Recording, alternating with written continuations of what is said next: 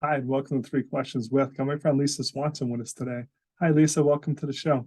Hey, Kevin, thank you for having me here.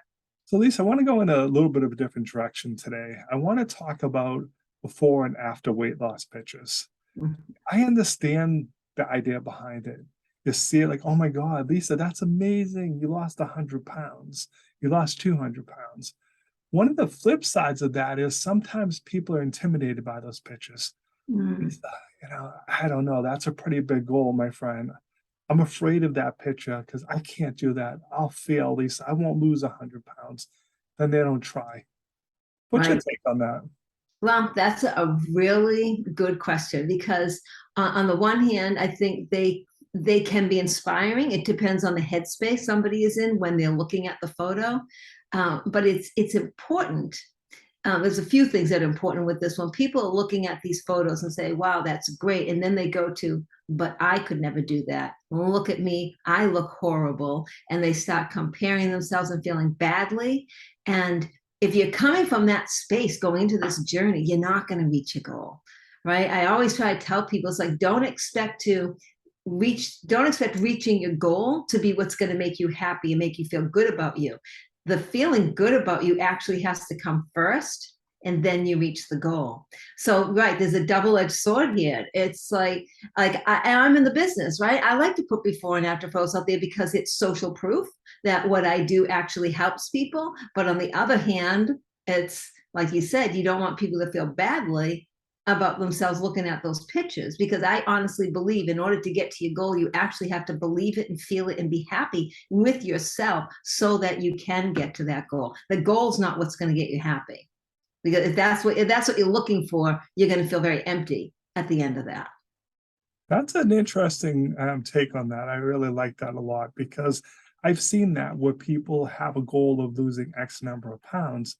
They get there, they look around, going, nothing changed in my life. Yeah, I'm 25 pounds lighter, but I don't feel any differently. It was all about a number on a scale and not about how do I feel. Maybe losing 10 pounds, you feel better and you're happy. Losing 25, maybe you're like, I guess I have to lose 50. And you just keep chasing this magical number on a scale without really feeling any better about yourself.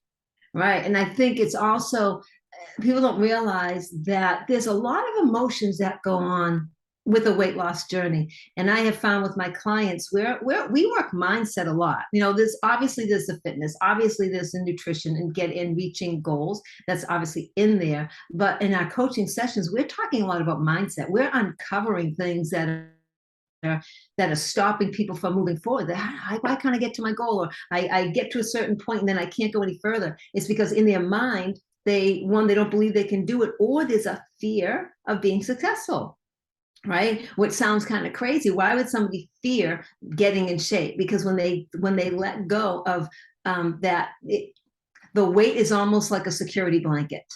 Okay, because they could be fearing, well, if I let go of the weight, more people will expect more of me.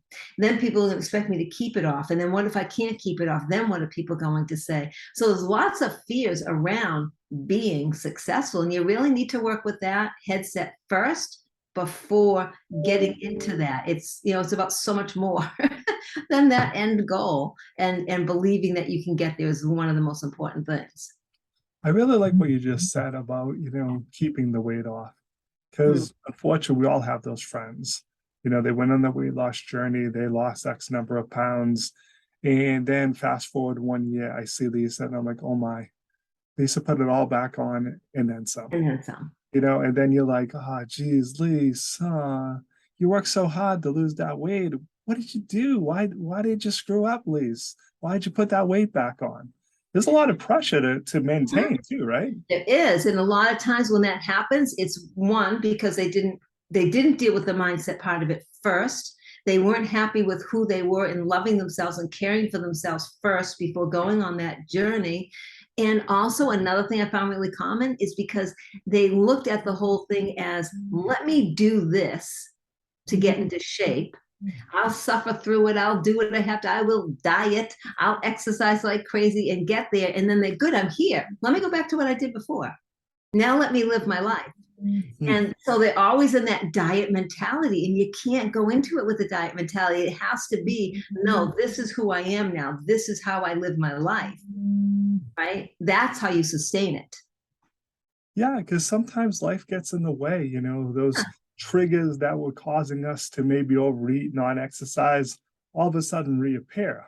Mm-hmm. You're like, oh, geez, how do I do the proper thing now and not, like I was talking before the show, I can do well for a while, Lisa, then stress will get me. Mm-hmm. I got something going on. I'm like, oh, I'm nervous about this. I'm snacking. Maybe I'm not exercising the way I want to because I'm stressed.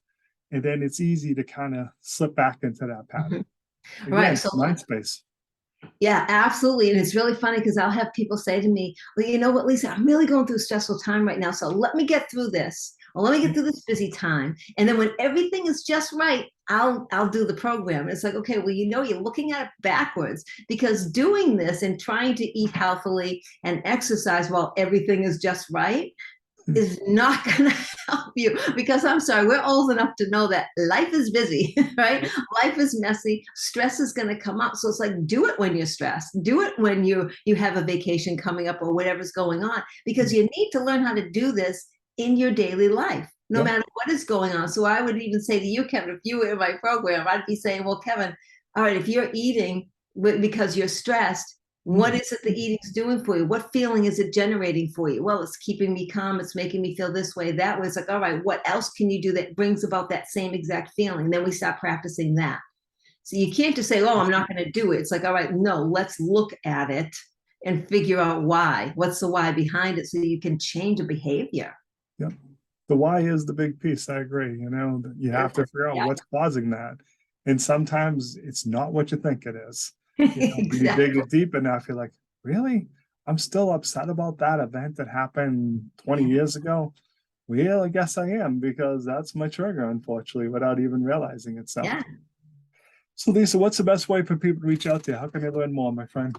Well, they can go to my website, bodyandsoulcoaching.com, or they can find me on social media as Lisa Swanson Fit. Yes, I appreciate you taking a couple of minutes to come on the show. And as always, thanks for being my friend. Thank you very much, Kevin. Always a pleasure.